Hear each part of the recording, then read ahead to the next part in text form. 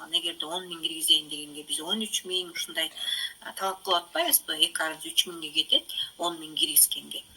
Ошондой эле кетет. Эч бир өзгөрүү жок. 2 арыздын кымбаттаганы сизге такыр эле ал жагыңызга минусу жок. Поэтому ага эч кейбегиле туура түшүнгүлө. Наоборот, 2 арыз көбөйгөн сайын, баасы өскөн сайын биздин чөнтөгүбүзгө көбүрөөк акча келет. Кандайча? Сиз 2 арызды арзан алып, убагында да көп арзан алып койсоңуз, бүгүнкү күндө кымбат да. 1-2 арызды мисалы 14 рубльга алып, азыр 1-2 арыз 400 рубльга алган жакшыбы, же 14 рубльга алган жакшыбы? 14 рубльга алган жакшы да. Эгерде ошо 14 рубль кезинде миллионду алып койсоңуз, азыркыга чейин 2 арыз сатып албай эле, улам акчаны эле холостой киргизип эле, ошол алган 2 арыздарыңыз менен эмне кыла бересиз? Көбөйтө бересиз. Это же выгодно. Сиз арзан алып алгансызда убагында, туурабы? Азыр деле кеч эмес. 2 арыз жайга чейин бир штугу 1000 жана 100 долларга чейин барат деп атат. 1000ден 100 долларга чейин барат бир штугу. Азыр биз 400 рубльден алып койсок, 1-2 арызды сатып ийсек канча акча пайда табабыз? Аны пайдалансак, биз учурунда кымбат албай, азыр арзан алган 2 арыздарды сарптасак, бизге канча кыйла эсе өтө пайда. Ошону туура түшүнөбүз. 2 арыз өскөн сайын биздин жашообуз жаркын болуп бара жатат. 2 арыз өскөн сайын биздин 2 арыз номер 1 криптовалюта болот. Эгерде биздин 2 арыз номер 1 криптовалюта болсо, азыр акчалардын королу доллар болуп аткан болсо, криптовалюта дүйнөсүнө келгенде, ал биздин эмнебиз болот экен? Крипто дүйнөнүн королу болот экен. А крипто дүйнөнүн королунун создательдери, ошонун кармоочулары дүйнө жүзүндөгү триллионерлер, чексиз байлар, биздер болобуз да. Ошол себептерден 2 арыздын өскөнүнө сүйүнгүлө. Ал өсүп эле кете берет экен, минут сайын өсөбү, мунун ары эмне деген эме дебегиле, налыбагыла. Одно и то же сумма кетет. 100 миң салсаңар 40 миң 2 арызга кетип атабы? Ал 2 арыз өссө деле, өспөсө деле 40 миң кетет. Андан ашык эч ким сизден талап кылып аткан жок. Кичине бир центтер менен разница болушу мүмкүн. 200-300 миң рубльдин тегерегинде. Потому что биз сатып алып атканда, 2 аренсини сделкадан сатып алып атканда, биздин Сберкассадан, ал жакта да кичине комиссия бар. Комиссияларга жинденбегиле. Дагы бир жолу айтам. Комиссияга жинденген адамдар эч качан бай болбойт. Ошо комиссияда да бирөө баласынан ата берип, үй бүлөсүн багып атат.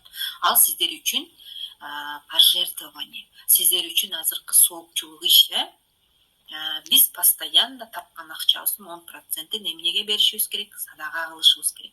Беришибиз керек, биз ошентип бербесек, каяктан мына чыгаша чыкмайын, киреше кирбейт дейт. Анан кийин акча чыгарар мезгили келгенде аябай битиреген эл жакпайт. Ошол нерсени бүгүн айтып коеюн.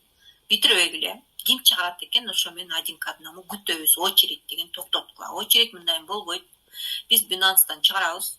Binance'дан чыгарганда бертке комиссия алат ал жакта. Эми конвертацияда, ары бери котор ортосунда комиссиялар деген бар, ошолордон кичине акча кетет. Ошол акчага да ыйлап атасыңар да. А ошончо акчаны поток ыйлабай эле берип атпайбы силерге? 100 миң алып келип алып эле олчойту 250 миңди ала алып атпайсыңар, туурабы? Үстүнө 150 миңди балтайта кошуп берип атат, туурабы?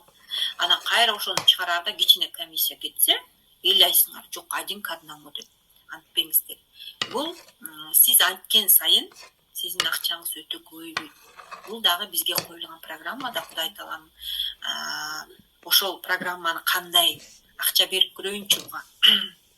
Битиребей 2-3 миң сом үчүн бул азыр ойлонор бекен, ойлонбос бекен, чоң акчага даяр бекен, даяр эмес бекен деп.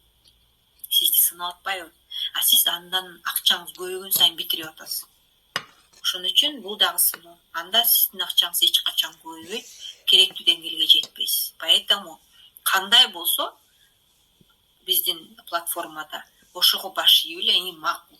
Кетсе кетсин процентке. Бул акчасы жок деле отуруп атык беле кечээ. Мисалы, мне не жалко. Перевод жасаганда комиссия кетет. Мисалы, араңыздарда бирөө акча салып атат. Мага акча салып атат, алмаштырып бер деп. Мен болсо ошол чыгара турган адамдардын акчасы менен сиздерге алмаштырып берип атам да. Алмаштырып бергенде дагы, мисалы, сизге 100 миң керек болуп атса, мен 100 миңди бир адамдан албайм да. 100 миңди чогултам. Бул 20 миң чыгаргантат, бул 30 миң чыгаргантат, бул дагы башкасын ошентип 100 миңди ар бири бирден сиздерге которо берсе, бирөө которо албайт. Бирөө комиссия менен которуп коет. Бирөөсү болсо кем которуп коет. Анан анын баарына чалып башаламан кылбай, биринчи мага которгула деп айтам. Анын баары мага которушат. Анан мен которгондо 100 миңди чогултам. Анан кийин силерге которуп атпаймынбы кайра? Ошо которгон мезгилде 100 миңге деле керектүү сумманы алып коет комиссия. Ал комиссияны сиз үчүн мен төлөп атам. Менин кошелегиман 100 миң бирөөгө которуш үчүн ал жакта жок дегенде 1000 рубль, 2000 рубльдин тегерегиндеги сумма кетет. Азыр карап көрөйүн, точно айтам сиздерге. Ал сумманы эмне үчүн мен битиребей айтам? Силерден эмнеге сурап айтам? Сен 100 миңге 100 миң которо албайм, потому что менден комиссия кетип атат деп мен айтпай эле турам го сиздерге.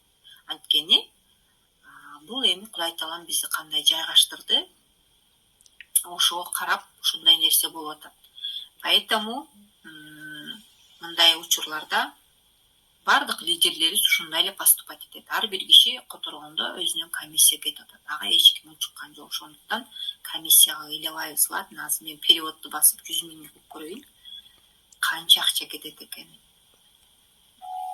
Так. 100 миңге 500 рубль кетет экен. 500 рубль, 500 сом. 500 сомду мен просто дарю людям. Ал 500 сом кака кетип атат? Бирөөнүн үй бүлөсүн багып атат да, нан таап жеп атат. Ошол себептерден аны да туура түшүнөбүз. Ошондуктан битиребиз. Акча чыгаарда мени очередке жазып кой деген жок. Анткени кечээ күнү мага предупреждение алып келишти. Очередте турабыз. Очеред деген жок. Эмне үчүн через Binance чыгарбай атасың дейт. Они не хотят терять деньги. Алар акчаларын сарптап ошо 2-3 миңден качып атышат. Андай болбойт. Бири-биринен алмаштырып 0-0 кылбастан ошо через Binance чыгарып берип коюйт. Эмнеге андай